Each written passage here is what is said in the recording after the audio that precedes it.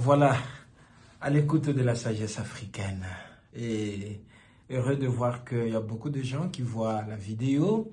Il y a plus de 1000 personnes en quelques heures. C'est quelque chose de bon. Mais il faut davantage partager. Il faut davantage partager. Il faut davantage, ce qu'on dit, liker. C'est très important pour que nous créions une communauté qui parle de l'Afrique, de la sagesse africaine. On en a assez qu'on nous parle des guerres ici. Ça existe, mais essayons de les éviter en apprenant la sagesse africaine.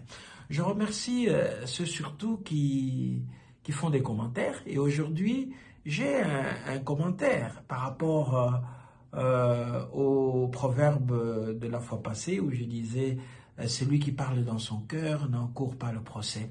Voilà ce qu'on m'écrit. Padre, merci. Dans la tribu Ewe, toujours la tribu Ewe, on dit ceci. Le sang demeure dans le ventre, mais c'est la salive qui en sort. Ce proverbe invite à la prudence dans ce sens que nous sommes habitués à voir la salive. Quelqu'un qui jette sa salive n'a pas de problème. Mais à partir du moment où il crache du sang, il devient suspect.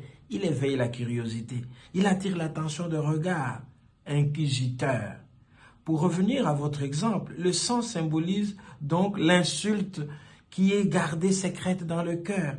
Et la salive représente l'insulte proférée de façon verbale. Nous sommes invités à garder notre sang dans le ventre et faire sortir notre salive. Voilà, nous pouvons toujours en discuter et c'est bien, il faut d'autres échos qui se complètent pour faire voir que l'Afrique est une. Alors aujourd'hui, le proverbe nous vient encore de la culture tchokwe. Mwana kasumbi kazala muimbia kuishi naye udiko. Mwana kasumbi kazala muimbia kuishi naye udiko. Ça veut dire ceci, si un poussin remplit une marmite, c'est que sa mère est en dessous.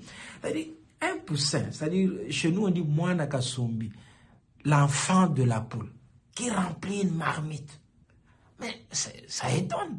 Et comment il a rempli la marmite? Et les gens vous disent, si ce poussin, si l'enfant de la poule remplit la marmite, c'est qu'en dessous, il y a sa mère. Voilà. Dans quel contexte généralement que ce proverbe est cité? Vous voyez dans un village, un jeune homme, pas d'autorité. Il n'est pas chef de famille, chef de clan, mais il vient menacer. Il menace, il fait des bruits. Alors, les gens diront,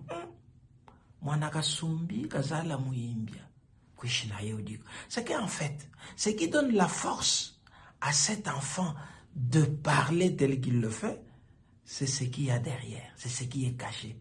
On dit, c'est sa mère qui symbolise toutes les personnes qui l'envoient. Vous allez quelque part, vous vous promenez, et puis vous voyez un jeune homme qui vient vous menacer. Papa, si tu fais ça, moi je vais te taper. Attention. Et quand on n'est pas prudent, on réagit. On pense que c'est l'enfant. Mais dès que vous touchez à l'enfant, c'est toute la cohorte alors qui sort. Les gens qui l'ont envoyé. Mwana kasumbi kazala muimbia kuishi naye udiko. Il faut être très prudent par rapport à certaines provocations. Voyez des gens qui parlent. Il n'est pas chef d'un parti politique, il n'est pas président, mais il parle.